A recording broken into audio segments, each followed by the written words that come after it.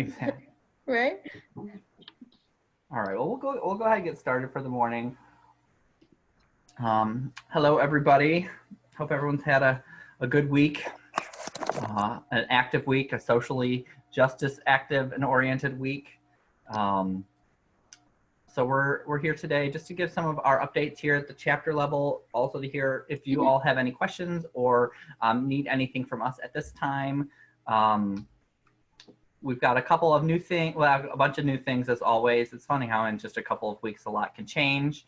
I know on our last meeting we were talking about the flooding in the Midland area, which obviously is still a concern. The coronavirus is still a concern, although much of that news has kind of dwindled a bit and turned more into the social activism and police brutality we've seen across the country. So we're going to talk about a few of the key things that we're working on as it relates to a lot of what's happening in the world. I also want to just let folks know about a few of upcoming trainings and policy stuff that is happening. So we don't have a whole lot of news around COVID-19, but I did want to just remind folks that those resources are still available on both the state and the national NASW sites. We are continually working to make sure that telehealth reimbursement continues post-COVID-19.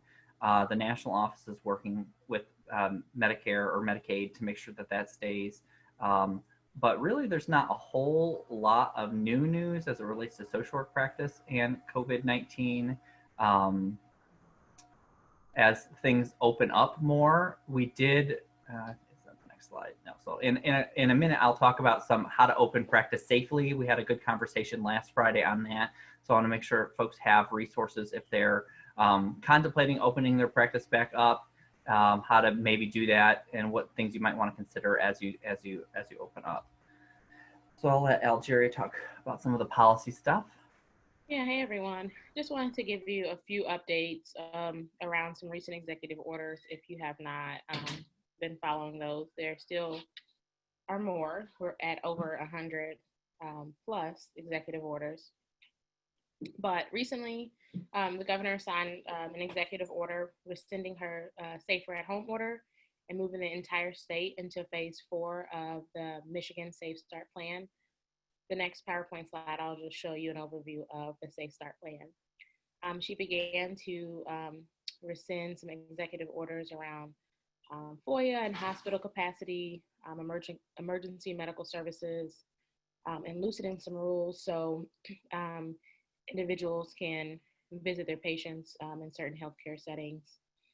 And then she also signed an executive order expanding child care capacity for essential service workers, first responders, and the sort.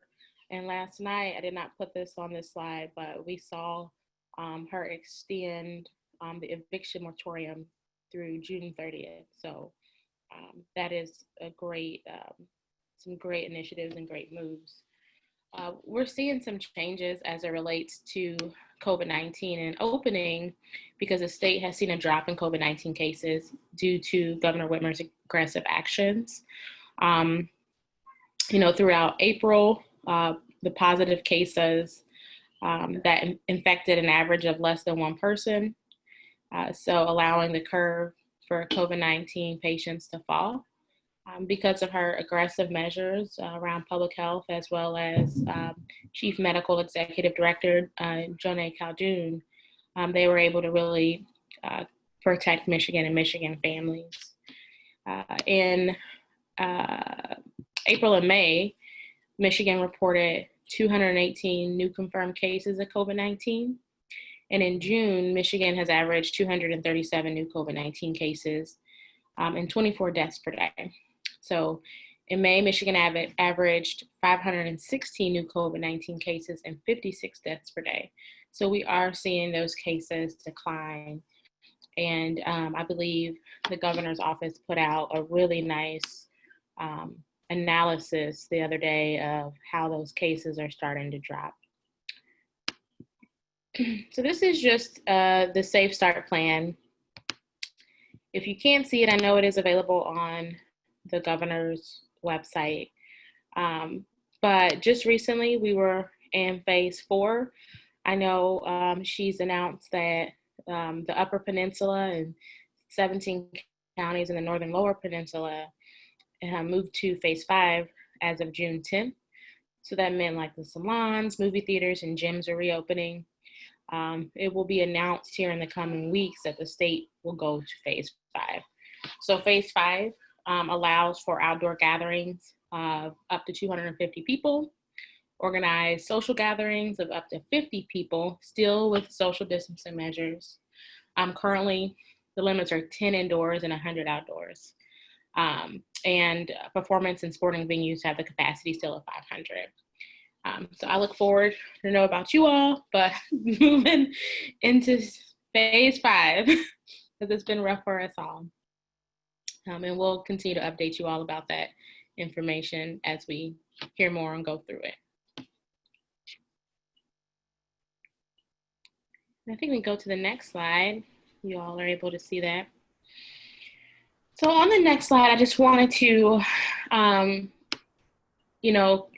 bring up an RFP and an announcement that MDHHS put out yesterday actually. They are issuing a request for proposals for an integrated crisis and access line for staffing service abilities. So I don't know if you all remember, a few weeks ago, we were asking people to volunteer for a mental health hotline and crisis services.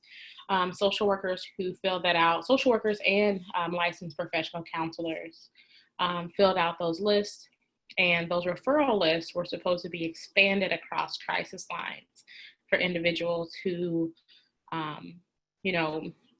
may not, for whatever reason, have the right type of health insurance, or who may need extended long-term therapy for a short period of time. So from there, we kept saying as advocates, wouldn't it just be great if we just had like one line? There are so many different lines. And on top of that, wouldn't it be great to make sure that there was a firm staffing capacity to really be able to handle the calls that are coming in? So it appears that MDHHS has, sought to solve this issue by integrating some of these lines, and now they're trying to look for some staffing capacity. So that's great. It says that the Michigan Department of Health and Human Services, as well as the Department of Technology, Management, and Budget, has issued a request for proposals to staff the Michigan Integrated Crisis and Access Line, a new behavioral health integrated crisis and access system. MDHHS will develop and operate a command center that provides crisis line services and leverages a variety of communication methods, including but not limited to phone, text, email, chat, and application, to support persons in crisis and facilitate coordinated access to care for all essential services cited in the Michigan Mental Health Code. The services are included but not limited to suicide prevention, behavioral health supports and services, substance use disorder treatment, and rehabilitation services. So this statement is available on their website, and I won't continue to read it, but I think it's a great initiative and something that we should certainly be proud of that is happening. The text line is very important, especially because we know that we have many of our deaf and hard of hearing community who also need to be able to access these lines. And TTY and text can be very helpful for that population. So I think that is it for this announcement. And I'll turn it back over to you, Dwayne. Great, thanks, Algeria.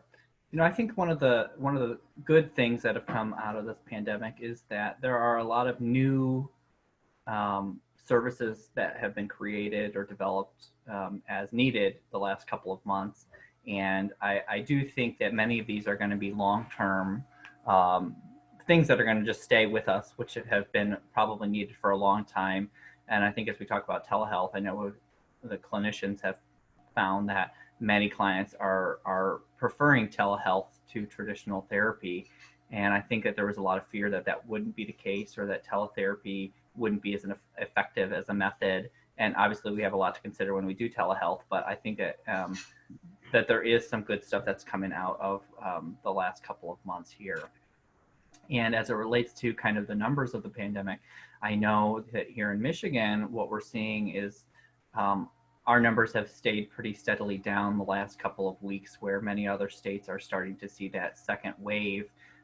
So fingers crossed, right, that we don't hit that, and that our aggressive action may have prevented that in some capacity. But I think we're all just hoping at this point that we can move to that next phase, at least in the lower part of the state.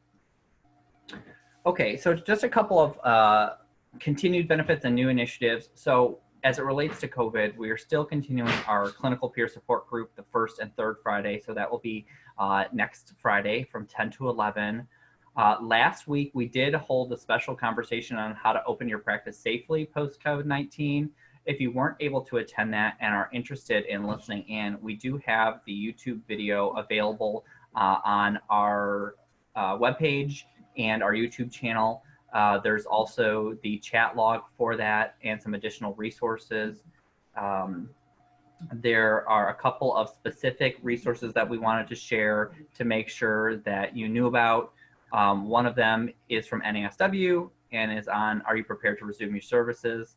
And it's just some practice guidelines for folks. So if you haven't got a chance to look at that, it's a pretty handy document. And I'll just open it real quickly so you can kind of see what that looks like. So it goes from anything from, when to reopen. Obviously, this is a national document, so it's kind of state specific. And as we look at what the governor recommends, that's what we're going to want to go after. But then it talks about anything from making a plan and what that entails, to preparing your materials, from updating your office, to your business considerations and confidentiality. So it's a pretty helpful document to look through for folks. The other resources from the CDC, and this is just some really basic guidance on how to open safely in terms of cleanliness, making sure that you're following social distancing. They have some flyer templates that you can use if you have an office that has that capability. So we'll make sure that this PowerPoint is also on our website, so you have access to all of these links post today. As it relates to social work and racial justice, obviously we've been doing a lot of work around that recently. On Monday, we had a statewide conversation. We had about 600 to 700 attendees at that call. If you weren't able to join us, that recording is also available on our YouTube channel. So please check that out. We are planning to host a follow-up series of events. Our next call will likely be June 29th, that Monday. We're also looking at doing regional conversations. But a couple of the important resources that came out of that is there's a social work racial justice resource and action kit. And Algeria put that together. That's a really helpful resource guide. And so again, this is a Google Doc, but and I do want to mention that if there are things that social workers are aware of that we should include or add to this document, you can request edit capabilities and I'll email you and you can send over those resources, or you can just send me an email and I'll add to that list. Great, thanks, Algeria. If you're interested in getting involved further, we do have a short survey that we're asking folks to complete. And this just lets us know kind of what your areas of interest are in terms of racial justice, community organizing, if you are able to present on something, and then if you are interested in being part of a committee or task force and taking the leadership role. So we're also asking people to fill that short survey out.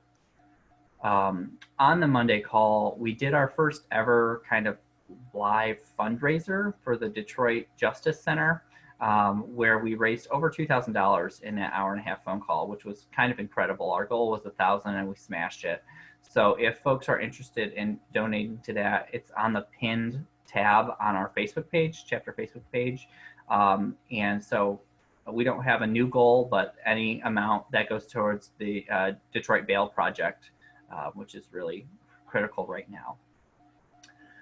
The national office sent an email out yesterday. If you did not see that, they are going to be hosting a national town hall on the intersection of social work and racial justice on June 19th.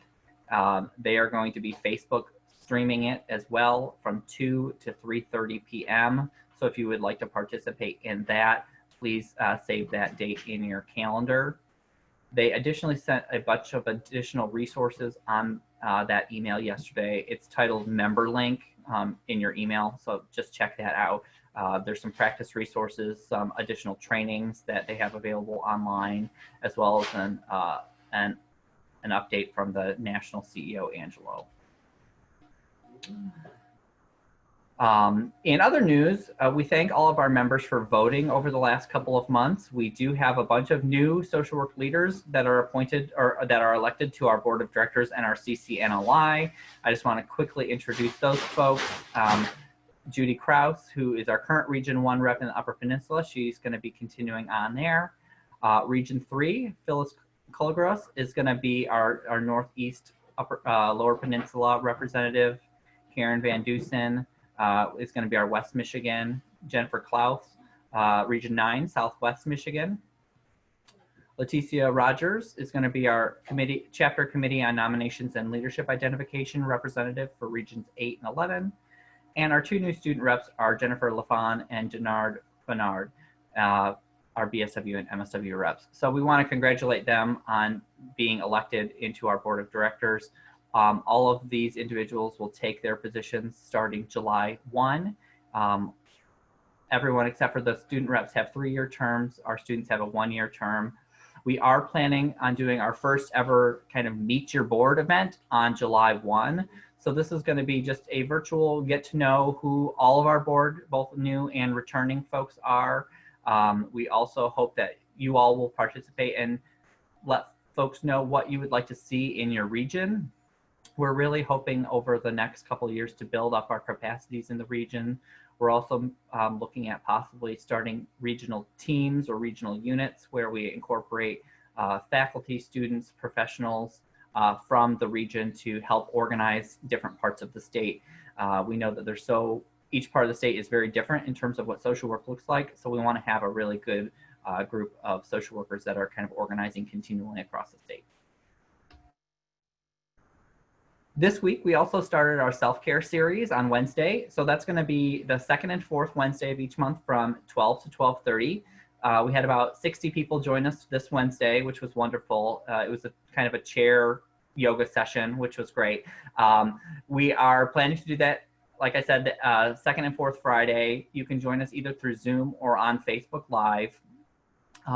We are asking members if you have a really unique self-care activity that you enjoy or that you'd be willing to share with folks. We're looking for folks to host. So if you are interested, there is a short Google form that you can fill out, and I'll just, again, show what that will look like if folks are interested. It's basically going to take you to an Excel doc, and all that you need to do if you are interested is pick the date that you would be interested in doing a session and kind of just fill in those particular prompts.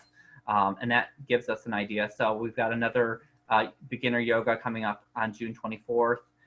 The July 8th date is still open at this point. And then we're going to have an interesting one on memories and items of sentimental value as self-care in later July. So we're hoping to have a pretty big range of what folks are interested in and talking about, whether it's art therapy or music or sentimental items or yoga, mindfulness, meditation.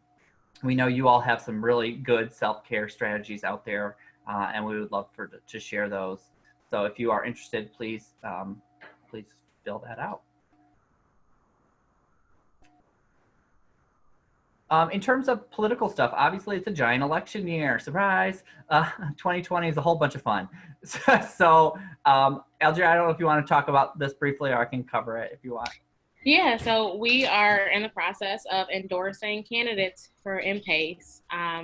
We actually just had a meeting on Monday. The week is going so fast. It feels like it was last week, but it was this week. And we made some more endorsement decisions. And so you'll see those coming out soon. So if you are running for office, locally and or statewide, please fill out our endorsement questionnaire or reach out to me and I'll get that over to you because we really want to make sure that we're supporting candidates with our values. This is a very important year locally and statewide for folks. So, and especially if you're a social worker running for office, please let us know if you haven't already reached out to us. We first and foremost want to support social workers, right, and get folks elected to office. But then we want to support folks who are follow the social work ethics and our mission as an organization as best as possible across the state. We are a bipartisan endorsing organization, so especially in your area, if your area tends to lean more Democratic or more Republican or has independents running, and you think that they are aligned with the social work values, we want to hear from our members. And if you've ever wondered, how does NASW choose who gets endorsed, either on the state or the national level, that's what our MPACE committee is for. That group of members helps make that decision. And so if you are interested in getting involved with MPACE, please email Algeria or our chapter president. That I believe is an appointed committee. Algeria, am I right? Sorry, I had to unmute. Yes, MPACE is an appointed committee. And currently we are still accepting individuals who would like to join MPACE. So I'll put my email in the chat box for everyone in case you are interested in being a part. Great, thank you. A couple of new practice resources that came out recently that I again wanted to make sure folks knew about. In the email that came out from the national office, I believe this one was yesterday. If it wasn't yesterday, it was earlier this week. It was a specific COVID-19 resource for school social workers. So if you are working in the schools, please feel free to just check out that document. It has some good advice for our school social workers and those who work with students specifically. The other resource that came out recently was Knowing Your Workers' Rights During COVID-19. So if you are an employer or if you are having issues at your employment, please check out that workers' rights document. In terms of upcoming trainings, obviously most of what we have going on right now is going to be virtual. We have our fingers crossed that in-person things will happen soon again. But we have our Lunch and Learn series. Our June session's coming up on the 23rd. It's going to be on integrating mind-body practices into social work, and that is going to be a pain management CE. Our July session is going to be talking about how to get paid for services. This was set up a little bit before COVID-19, so it wasn't specifically talking about telehealth payment, but I'm sure that will probably be something that we talk about in there, especially if you are thinking about starting a practice or are the ones who are thinking about doing your billing in your practice. This will be a good session for that. And the last weekend in July, we are having our licensure prep courses, our institutes. Right now they are scheduled as in-person, so fingers crossed, July 25th in Grand Rapids, July 26th in Detroit. If those dates need to change or move virtual, we will let folks know pretty soon on that. But folks can register. We wanted to have two options this year because of those ASWB exam change requirements, saying you have to have all of your hours complete before you can sit for your exam starting in 2021. So we wanted to give everybody who will not have their hours complete before 2021 that last chance to get in before that vote now. Our August Lunch and Learn is going to be on secondary trauma and self-care. And then just some other save the dates. Lead is going to be October 29th. We are looking at being virtual this year. And our annual conference will be April 14th through 16th next year. And that's going to be at the Kellogg Center in East Lansing. So we hope to see you all at that event. A couple of national webinars coming up. These were also in the email this week. Co-constructing community, talking about vision of care and justice and social work. That's going to be on the 22nd. And on July 8th, grand challenges for reducing health inequality. So they're free if you are specialty practice section members of NASW. And if you're not, it is $30 for members. I think the specialty practice section cost is $40 a year. So if you're not a member of one of those special groups at the national level and you're interested in attending one of these, it might be worth just joining anyway, because then you'll get access to a bunch of other free trainings and resources over the course of a year. A couple other quick national updates. The national conference is moved to virtual. It's happening next week already. Well, it happened quickly. So if you are interested in attending that, they are still have registrations opening. Algeria is going to be on a panel for that, so I'm sure she would love to see some friendly faces on that webinar if you're interested in the national conference. There also is some dues flexibility right now if your practice has been impacted or your finances have been impacted by COVID-19. We know that a lot of folks are in a unique financial situation right now. So if you need additional support through the national office, please reach out to membership@socialworkers.org, and they've got a few options that they can run you through right now. And then lastly, from the national office, they had put out, I believe last week or the week before, some really nice videos for the class of 2020. We know social work students who graduated this spring and summer had many of their traditional graduation ceremonies interrupted. So a lot of the celebrations moved virtual. NASW had several national leaders put some videos together. We're also continuing working on putting out some stuff for our graduating members. Here in Michigan, we had about 400 to 500 of just our NASW student members graduate. And we know that there probably was, upwards of 1,000, 1,500 throughout the state that graduated here in the spring. As it relates to students, our scholarship is still open. The deadline for that is going to be August 1st. So if you are a BSW or an MSW student, please consider applying for that scholarship. They're $500 each. And if you did graduate this spring or summer and would like to have your picture highlighted in the next bridge, which will come out in either late June or early July, please send that over to me. In terms of other ways folks can get involved, the Board of Social Work is going to have 2 positions open at the end of the year. So the Board of Social Work in Michigan is a 9-member appointed group through the state, 6 social workers, 3 public. 2 of those positions are open. I believe both of those positions are social work positions, not public, if I am correct. If you are interested in potentially sitting on one of those, you do have to be licensed, I believe. Email us, algeriaawilson.naswmi@socialworkers.org, or you can directly apply at michigan.gov/appointments. But it is helpful if we know. Yeah, a lot of times, if you really are interested in holding this position and you apply, it's very helpful to have letters of recommendation. And, being the social work board, we would love to send in recommendations for folks who are really interested and help support you in getting on that board. So again, if you do want to apply and you will love a letter of recommendation and support getting in that position, we love to support you. So please send me an email and we can maybe walk through what that process looks like. There are a bunch of other commissions that are also open and seeking members, and we know that many of these commissions are perfect for social workers. So the Michigan Women's Commission, Civil Rights Commission, the Council for Rehab Services, the Hispanic Latino Commission. There's probably 20 or so different commissions or groups that are currently seeking members, and we want to have social workers represented at as many of these tables as possible. So I recommend going to michigan.gov/appointments and just seeing what's out there.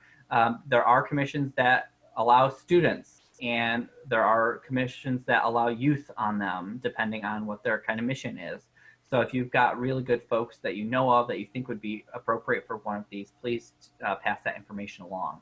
And I forgot to mention, that is one of the things that we work really hardly on, is trying to get social workers appointed to boards and commissions. Just recently, I know when we talked earlier in our slide, we were talking about reopening and the various different phases for reopening. The governor created some work groups for various different industries, and we were able to get social workers on the behavioral health reopening work group, as well as the congregate care facility work group. So those voices as social workers are very important because we are in these spaces and places, and we can bring our values to various different boards. So please take a look at those.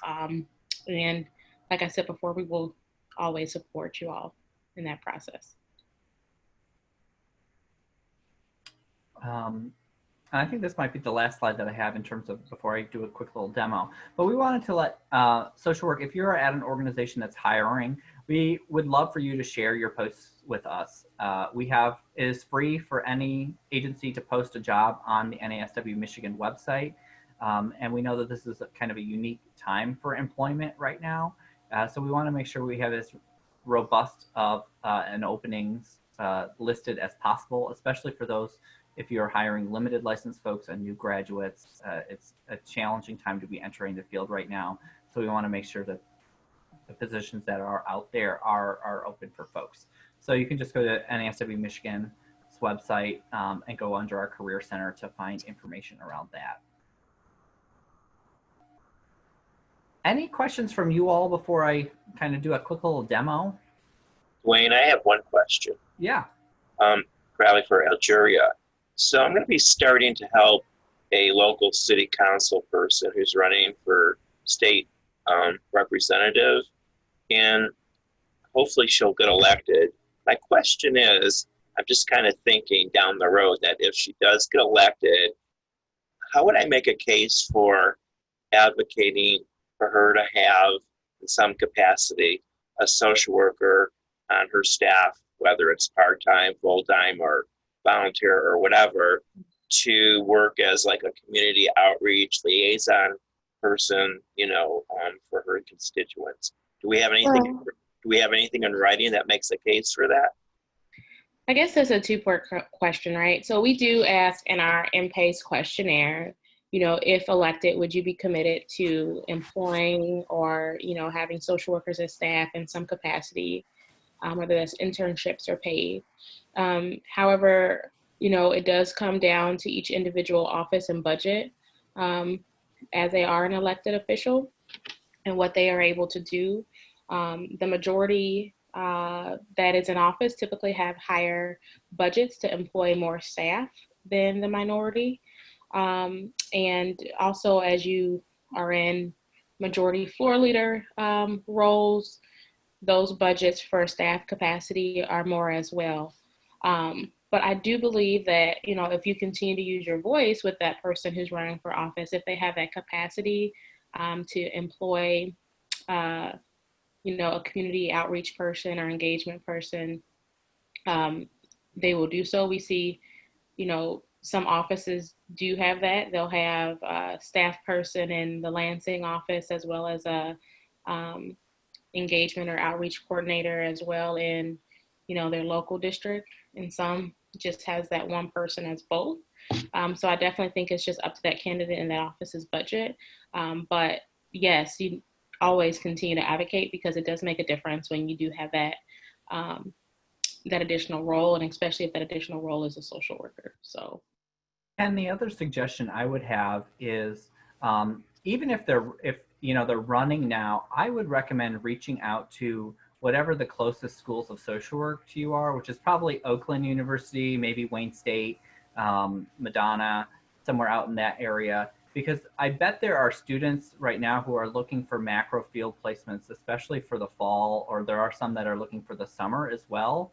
The tricky part may be having somebody who can do the supervision, because I'm guessing the person is not a social worker or a licensed social worker. So if the school or if somebody in the community is willing to take on that role for that student, usually that's a really good first step, especially if they haven't had a social worker as part of the team before.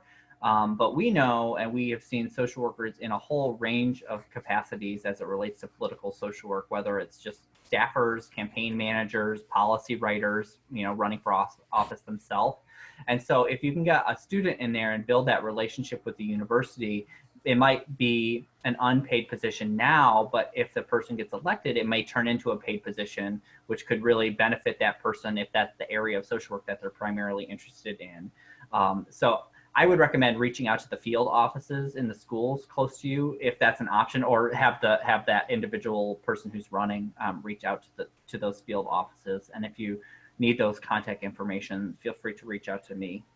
Is there anything in writing that advocates for someone who's running for office to have a social worker on their staff? And then my other question is, how do you, can I send you that person's name to see if she's someone that you would consider supporting for her run for the state legislature? Or how do Yeah, absolutely. Send me her information, and I'll send her an endorsement questionnaire. I think, again, if this anybody that is elected for office, they have the ability to, from my understanding, pick their staff. Some people decide to keep the staff that has been, in the office previous because they have experience, like, that long-term experience in the legislature. And other folks bring people with them who have worked on their campaigns or whatever. So I believe it's just up to the individual candidate or representative who seeks office, but nothing is going to prevent them from hiring a social worker over someone with a JD if they want that person in that role. I think one document that we can always go back to as social workers in politics is our code of ethics, right? I think that's what makes us one unique field, especially as it relates to the mix of micro, macro, meso practices, that our code of ethics specifically states that we have to be political as a field. And I know that there is research and lots of articles out there about social work and politics. So I don't think it would be too hard to find some of that. And actually, one of the things I was going to do, and I'll just do that now because I think that's a good transition point, is I wanted to just show people how to access the research through NASW, and it is a benefit of your membership. So all NASW members get access to data. And if you go to the national website, socialworkers.org, I always make sure you log in first because that opens up different things. And if you go to research and data, what you'll find is there's a whole bunch of stuff here. I think this first thing that pops up on the left, the maximizing social work's policy impact in a changing political landscape. This is some brainstorming, I believe, from the last national conference. But I think just some of this will echo a lot of what you're talking about. It's how do we get social workers more visible in political spaces, and how do we get social work as a field, our policy agenda move forward. But I would also say there are quite a few social work staffers currently in the legislature, not a whole lot, but quite a few. And, if people have questions about that, they're always willing to answer questions, and I could be happy to connect you to a few. Great. But if you're interested in, say, searching for social work and politics or campaigning, if you click on the right-hand side, you can see visit the research library, and that will bring up, they have some specific topics here that are some of the hot topics. But if you click just visit the research library, it will bring up NASW's database on research, kind of like when you were in school and could access the one through your university. So you can search, let's just do social work and politics and see what happens. All right, so it's thinking, see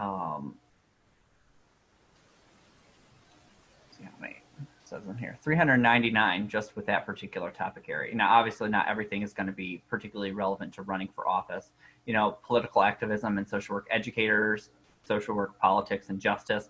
So I think that there probably could be some things that I haven't specifically gone through this, but I bet that there are some research that you could find that would highlight what you're looking for.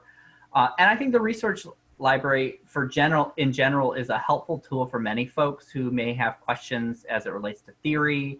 If you're looking, I know I had shared some resources on our student Facebook page last week around racism in social work classrooms and kind of thoughts and conversations amongst social work students. So really whatever is going on, either politically, socially, or in your practice, there's a lot of really good research around that. And this is just one database through NASW, but I know that many folks don't access this that much. And so it's pretty easy to find and to kind of search through. So if you wanted to look at the social work and politics article, you could just click on here and it'll give you some brief synopsis of that there, or you can see any of the ones that have the full PDF. You can download those ones directly. And I just placed a really great resource in the chat box for folks. It's Political Social Work book by Shannon Lane. Shannon Lane actually was involved in our campaign school that we had a few months ago. It's an excellent book. So if you have the additional funds and really want to take a deep dive, I would highly recommend that book for sure. What's the title? Political Social Work. It's right in the chat.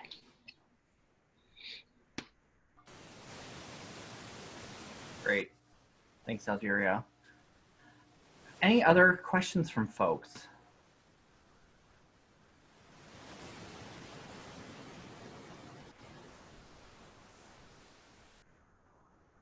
All right, Max, do you have anything you want to add? I see you on there. Hi, good morning. No, I think you've covered everything. Algeria, do you want to talk about the SUD grant? And yeah, so we, before you all may have seen some communication about our Substance Use Disorder Supervision Institute. We just finished our first cohort of that, and we'll be launching another cohort here soon in the coming months. So just please, keep an eye out for that information. The purpose is to really train social workers who are in the substance use disorder field to become better supervisors and to increase the capacity for more supervisors in the substance use disorder field. So we look forward to, getting that communication out there because we understand it's a very critical practice area within our field.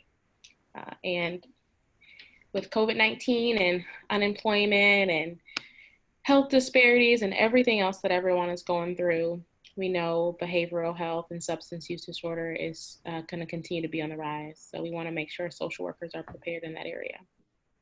And we're really trying to get the word out about this training. So if you have colleagues who might be interested, please talk it up. And as Algeria said, stay tuned because we'll be releasing the date for the next cohort in the not too distant future.